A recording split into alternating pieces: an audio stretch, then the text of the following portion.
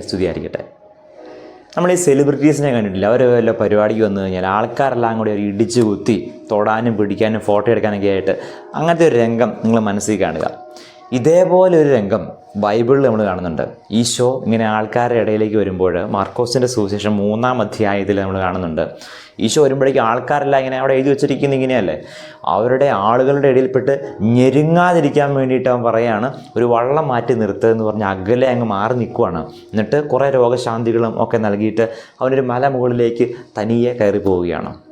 എന്നിട്ട് കുറച്ച് പേരെ തനിക്ക് ഇഷ്ടമുള്ള ചിലരെ മാത്രം അവനിങ്ങനെ സെലക്ട് ചെയ്യുകയാണ്, അല്ലെങ്കിൽ കുറച്ച് പേരെ മാത്രം ഇഷ്ടപ്പെടുക.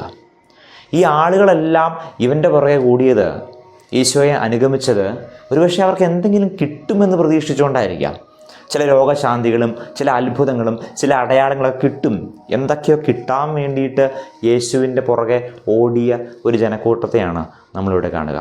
പ്രിയമുള്ളവരെ, ഈ നോമ്പ് കാലത്ത് നമ്മൾ ചിന്തിക്കേണ്ട ഒരു വിഷയം, നമ്മളിങ്ങനെ ദൈവത്തെ അനുഗമിക്കുമ്പോൾ എന്തൊക്കെയോ പ്രതീക്ഷിച്ചിങ്ങനെ കിട്ടാൻ വേണ്ടിയിട്ടുള്ള ഒരു ഓട്ടമാണോ നമ്മുടേത് എന്നുള്ളതാണ്. കാരണം കഴിഞ്ഞ ദിവസം ഒരു സംഭവം ഓർക്കുകയാണ്. ഒരു കൊച്ച് എന്നെ വിളിക്കുകയാണ്, ഈ ജർമ്മൻ പഠിക്കുന്ന ഒരു കൊച്ചാണ്. അവളെന്നെ ഇങ്ങനെ വിളിച്ചിട്ട് പറയുകയാണ്, അച്ഛാ ഞാനിങ്ങനെ B2 ഒക്കെ അടുത്ത് കിട്ടുന്നില്ല, തോറ്റുപോവുകയാണ്, അപ്പോൾ പാസ്സാകാനായിട്ട് ഞങ്ങൾ ഭയങ്കര ബുദ്ധിമുട്ടാണ്, അച്ഛൻ ഒന്ന് പ്രാർത്ഥിക്കണം. അപ്പോൾ അതിന് വേണ്ടിയിട്ട് ഞാനിപ്പോൾ ഒരു നേർച്ച നേർന്നിരിക്കുകയാണ്. അപ്പോൾ ആ ഇന്ന സ്ഥലത്ത് അവരിങ്ങനെ ഒരു 150ഓളം രോഗികൾക്ക് ഞങ്ങളിങ്ങനെ ഭക്ഷണം കൊടുക്കുകയാണ്.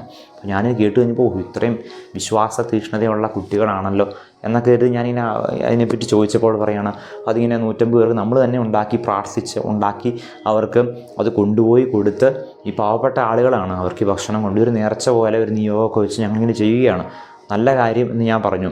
അതിങ്ങനെ പറയുന്നതിനിടയ്ക്ക് ഞാൻ ചോദിച്ചു, അപ്പോൾ എപ്പോഴാണ് കുർബാനയ്ക്ക് പോയത് എന്ന് ചോദിച്ചപ്പോൾ പറഞ്ഞു, കുർബാന ഇപ്പോൾ മൊബൈലിൽ കണ്ടാൽ പോരെ. നമ്മളൊന്ന് ആലോചിച്ച് നോക്കണം, എന്തൊക്കെയോ ചില കാര്യസാധ്യത്തിന് വേണ്ടിയിട്ട് ഓരോ കാര്യങ്ങൾ ചെയ്യുന്നു, പക്ഷേ അവിടെ ഈശോയെ വേണ്ട.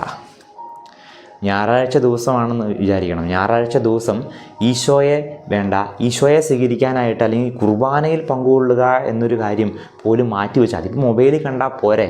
പക്ഷേ ഇവിടെ പുണ്യപ്രവർത്തി ചെയ്യുമ്പോൾ അതെന്തോ ഒരു നിയോഗം വെച്ചുകൊണ്ട് പുണ്യപ്രവർത്തി ചെയ്യുന്നു.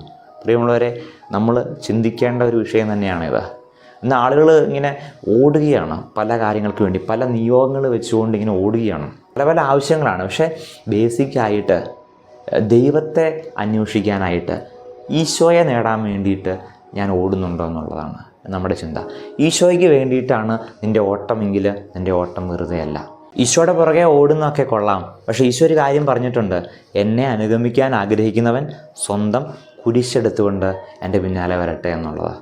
പ്രിയമുള്ളവരെ, ഇന്ന് നമ്മൾ ഈശോയുടെ പുറകെ ചെല്ലുന്നത് കുരിശെടുക്കാനല്ല, ഒരുപക്ഷെ കുരിശുകൾ മാറ്റണേ എന്ന് പ്രാർത്ഥിച്ചുകൊണ്ടാണോ എന്നുള്ളതാണ് ഒരു വിരോധാഭാസം എന്ന് പറയുന്നത്. എന്തൊരു വൈരുദ്ധ്യമാണല്ലേ. പ്രിയമുള്ളവർ, ഈശോയുടെ പുറകെ നമ്മൾ ചെല്ലുമ്പോൾ, അല്ലെങ്കിൽ ഈശോയെ സ്വന്തമാക്കാനായിട്ട് എനിക്ക് എത്രത്തോളം താല്പര്യമുണ്ട് എന്നുള്ളത്, ഈശോയ്ക്ക് വേണ്ടിയിട്ട് എനിക്ക് ഓരോ ദിവസവും എൻ്റെ ഓരോ പ്രാർത്ഥനയും എൻ്റെ ഭക്താനുഷ്ഠാനങ്ങളും എന്നെ നയിക്കേണ്ടത്, അല്ലെങ്കിൽ എന്നെ കൊണ്ടുചെന്ന് എത്തിക്കേണ്ടത് ഈശോയുടെ അടുത്താണ്. അവൻ്റെ അടുത്തായിരിക്കാനായിട്ടാണ് അവൻ ഇങ്ങനെ കുറച്ച് പേരെ സെലക്ട് ചെയ്യും, പറയും തന്നോട് കൂടെ ആയിരിക്കാനായിട്ട്. പ്രത്യേകിച്ച് നമ്മൾ ഈ നാളുകളിലൂടെ കടന്നു പോകുമ്പോൾ ഈശോ ഏറ്റവും കൂടുതലായിട്ട് ആഗ്രഹിക്കുന്നത് ഈശോടൊപ്പം ആയിരിക്കാനായിട്ടാണ്. ഈശോടൊപ്പമായിരിക്കാനായിട്ട് എനിക്ക് സമയമുണ്ടോ എന്നുള്ളതാണ്. കൂടുതൽ സമയം ഈശോടൊപ്പമായിരിക്കാനായിട്ട് ഈ നോമ്പ് കാലത്ത് നമുക്ക് പരിശ്രമിക്കാം. ഈശോയുടെ കൂടെ ആയിരിക്കാനായിട്ട് കുറച്ച് സമയം എല്ലാ ദിവസവും നമുക്ക് ഈശോയോട് സ്പെൻഡ് ചെയ്യാനായിട്ട്. അത് എന്തെങ്കിലും പ്രതീക്ഷിച്ചുകൊണ്ടല്ല, നമുക്കറിയാം, ഒന്നും പ്രതീക്ഷിച്ചുകൊണ്ടായിരിക്കരുത്. അത് ഈശോടൊപ്പം, ഈശോയുള്ള സ്നേഹത്തെ പ്രതി ഈശോടൊപ്പമായിരിക്കും എപ്പോഴും എല്ലാ കാര്യങ്ങളും. ഞങ്ങൾ വചനം പറയുന്നുണ്ടല്ലോ, നിങ്ങൾ വാക്കാല പ്രവർത്തിയാലും എന്തു ചെയ്താലും അതെല്ലാം കർത്താവായ ദൈവത്തെ മഹത്വപ്പെടുത്തിക്കൊണ്ട് അവൻ്റെ നാമത്തിൽ ചെയ്യുവിനെന്നല്ലേ. അതുകൊണ്ട് ദൈവസ്നേഹത്തെ പ്രതി ഈശോയ്ക്ക് വേണ്ടിയിട്ട് എനിക്ക് എന്തെങ്കിലും ചെയ്യണം എന്ന ആഗ്രഹത്തോടെ, ഈശോയ്ക്ക് വേണ്ടിയിട്ട് എന്നൊരു വലിയൊരു ആഗ്രഹം, ഒരു തീക്ഷ്ണത നമ്മുടെ ഉള്ളിൽ നിറയട്ടെ എന്ന് ആശംസിക്കുകയാണ്.